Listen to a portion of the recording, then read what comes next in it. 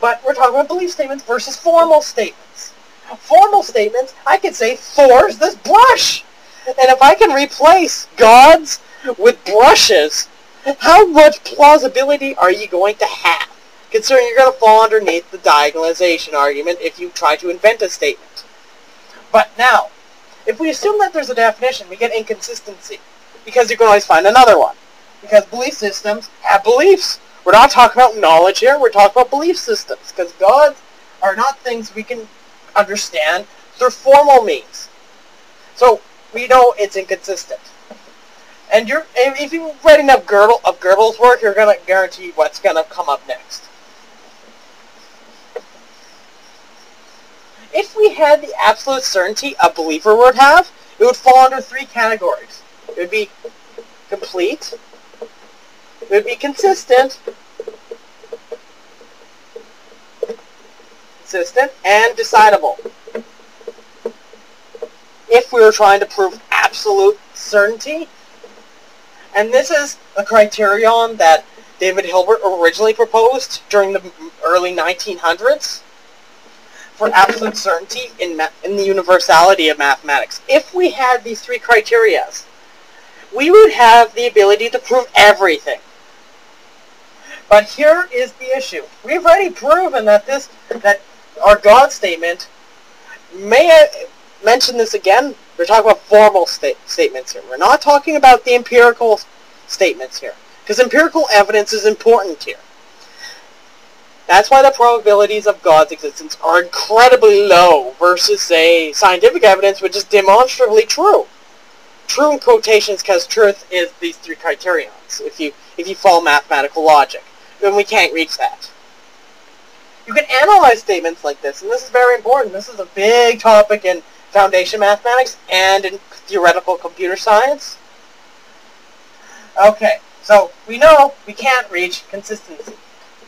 If God did exist, wouldn't you agree that he would have this whole criterion, since feeble humans can't reach it?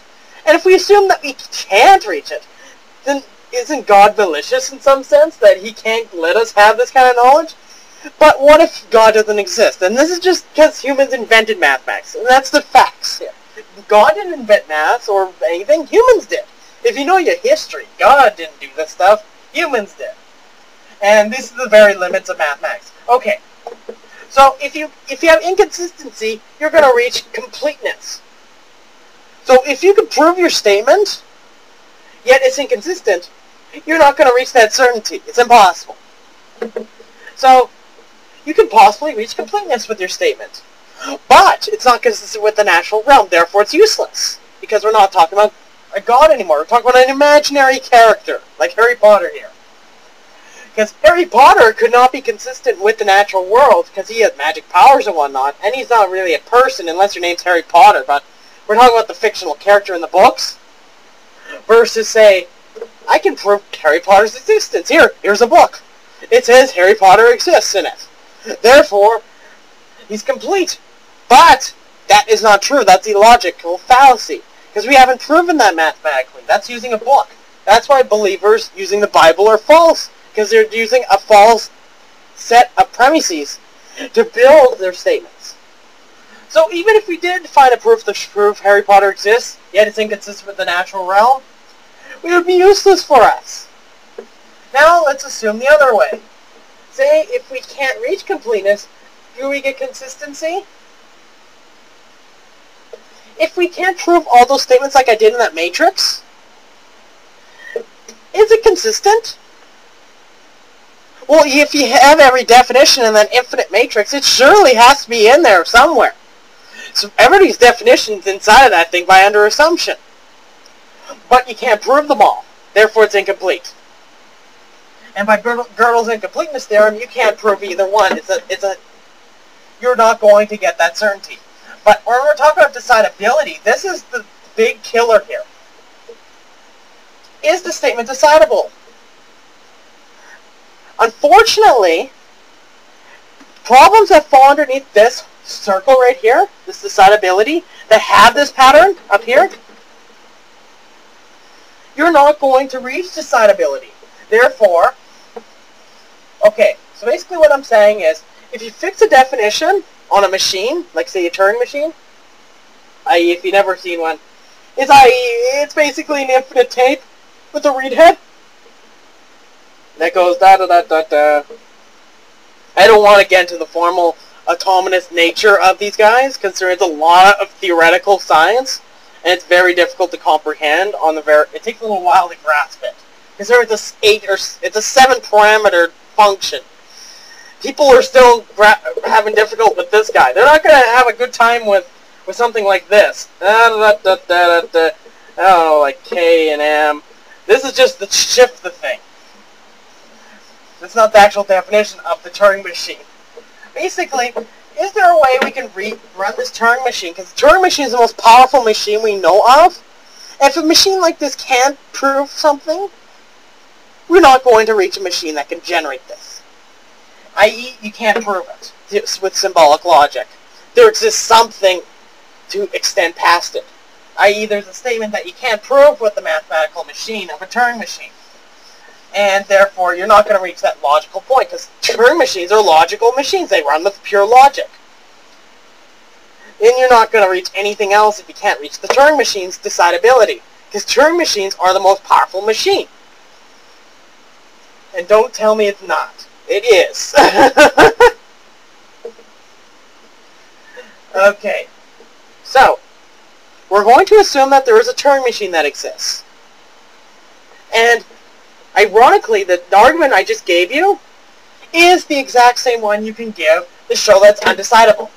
Because you won't find all the possible Turing machines that generate this definition. And if you found one that did, you can't prove it.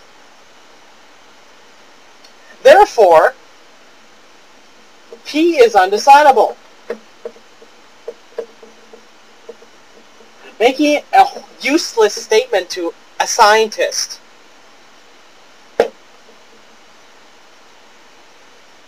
Since it's undecidable, what's the point in asking the question? If it's undecidable, what's the point in asking the question? That is the question, if you catch my recursion. If it's undecidable, how far are you going to get with your answer? The answer is nowhere, because you're not going to find the proof. Your only choices now, at this point, are to look for evidence, or that's the only option you got. Look for evidence. If you can find evidence, and you can test this evidence, and if you can show that this evidence is valid with the natural world, and it's consistent with the natural world under the empirical sciences, you might make yourself a dent. But try proving it. You're not going to. Because the common misconception is that evidence is proof. Proof and evidence are very different things. This is an empirical concept. We have to stick to the empirical method if we're talking about the natural world. Because we need to test these hypotheses, and that is the route to take. So, to end off the third point, I wanted to educate you on how you would possibly go about proving God's existence in the empirical sense, which is demonstrating or providing evidence. So, you only got yourself providing evidence and providing evidence and demonstration. Personal experience is not evidence. Sorry. You got to do this under unbiased tests that are extrapolated from your brain, because your brain is very susceptible to delusion. Any person's brain is. I don't care if you're the most smartest man in the world, because I've seen some pretty smart people do some pretty stupid things, convinced by their brains. Okay. On this note, we've covered the 3 points. So atheism is the default position, because we have no evidence for that, for theism. Hence is why science is neutral to the God sentence, considering the sentence of God's existence is irrelevant to science, because it's undecidable. Have yourself a beautiful day.